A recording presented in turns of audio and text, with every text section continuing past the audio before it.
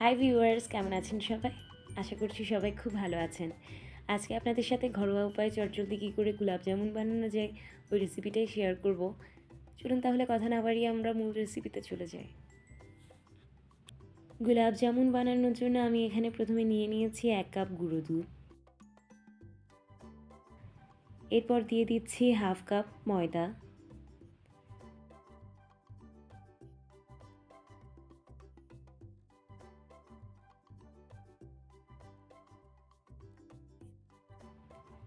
তারপর দিয়ে দিচ্ছি 1 চা চামচ বেকিং পাউডার।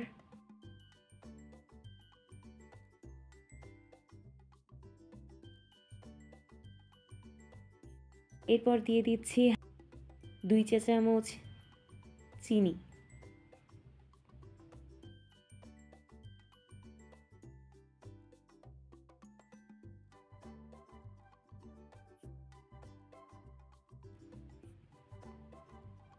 এরপর দিয়ে দিব 1 চা চামচ ঘি। তারপর আমি খুব ভালো করে সব কটা উপকরণ একসাথে মিক্স করে নেব।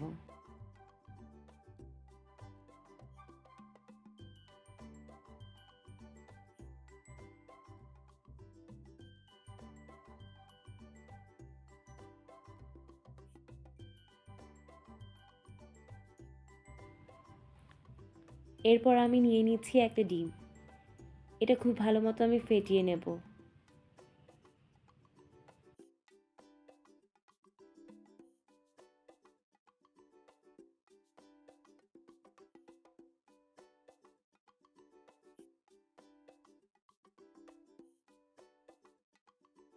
এখানে আমি লবণ অ্যাড করতে ভুলে গিয়েছি। দিয়ে দিচ্ছি 1 চিমটি লবণ। খুব ভালোভাবে এটা মিক্স করে নেব।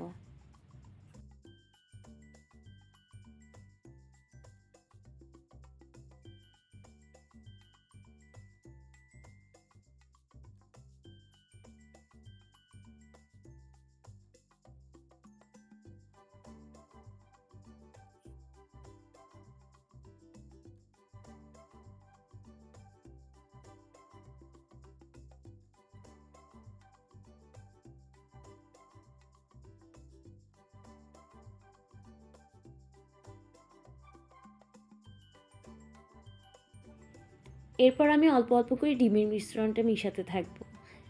অনেক সময় পুরো ডিমটা দিয়ে আপনার ডোটা প্রিপেয়ার হয়ে যেতে পারে, কিন্তু আমার এখানে পুরো ডিমটা ইউজ করার পরেও মনে হচ্ছিল ডোটা প্রিপেয়ার হয়নি। এই ক্ষেত্রে আপনারা সামান্য পানি ইউজ করতে পারেন বা লিকুইড দুধ ইউজ করতে পারেন। সবথেকে ভালো হয় যদি লিকুইড দুধটাই ব্যবহার করেন।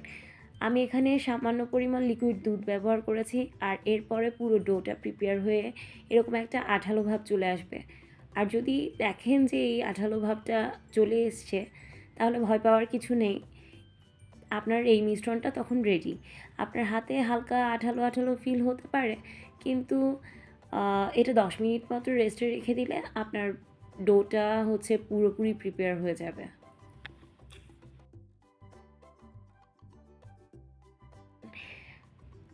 ডোটা 10 মিনিট রেস্টে রাখার পর আপনি হাতে সামান্য ঘি লাগিয়ে ছোটো ছোটো বলের মতো করে মিষ্টি পাকিয়ে নেবেন।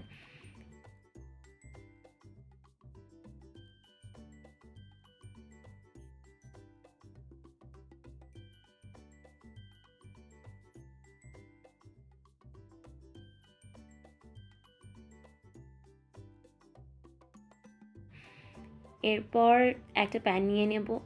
ওই প্যানে দিয়ে দেবো সামান্য সাদা তেল। সাদা তেল দিয়ে ওখানে বলগুলো ছেড়ে দিচ্ছি। খুব ভালো করে এপিট ওপিট হালকা মতো করে নাড়িয়ে চাড়িয়ে বাদামি রঙের হলে নামিয়ে নেব।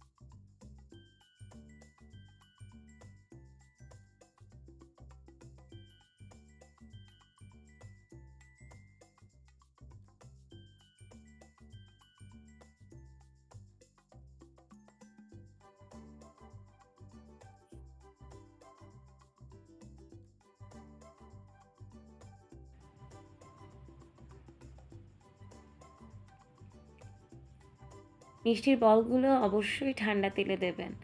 কখনোই গরম তেলে মিষ্টির বলগুলো দিয়ে ভাজতে যাবেন না।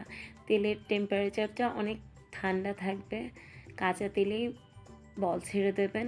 তারপর আস্তে আস্তে করে একদম অল্প আঁচে বলগুলো বানিয়ে নেবেন।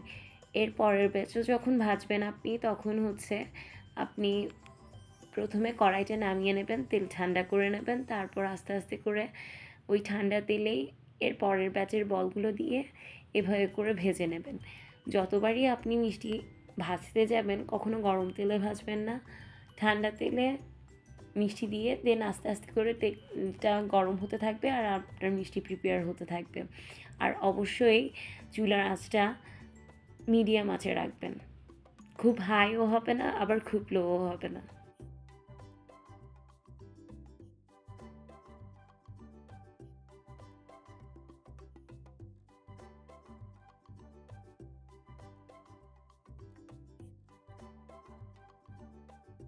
এরপর আমরা মিষ্টি শিরার প্রিপারেশন করে নেব। 2.5 কাপ পানিতে 1 কাপ চিনি দিয়ে চিনিটা গলে যাওয়া অবধি অপেক্ষা করব। খুব বেশি ঘন শিরা বানাতে হয় না গোলাপ জামুনের ক্ষেত্রে। চিনিটা গলে যাওয়ার পরেই আমরা মিষ্টিগুলো শিরার মধ্যে ঢেলে দেব।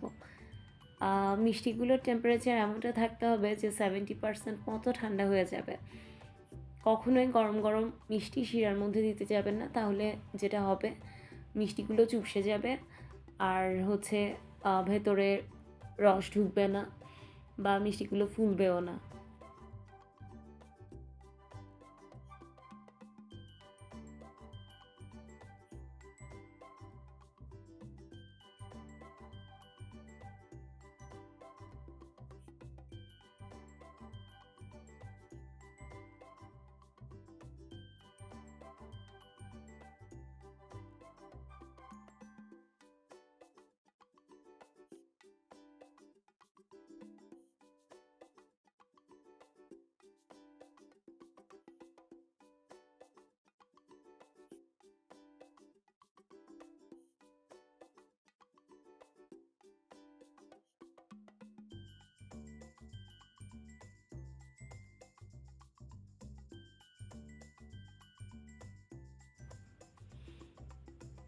মিষ্টিগুলো শিরায় দেওয়ার ঠিক 1 মিনিট পর আমি ঢাকা দিয়ে দিচ্ছি।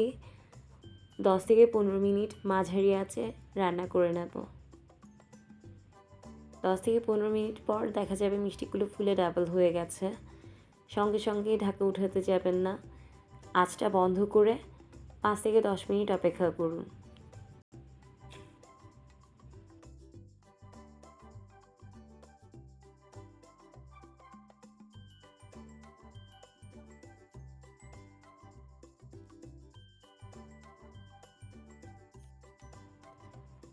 খুব ভালো হয় যদি মিষ্টিটা আপনারা আগের দিন বানিয়ে পরের দিন সার্ভ করেন।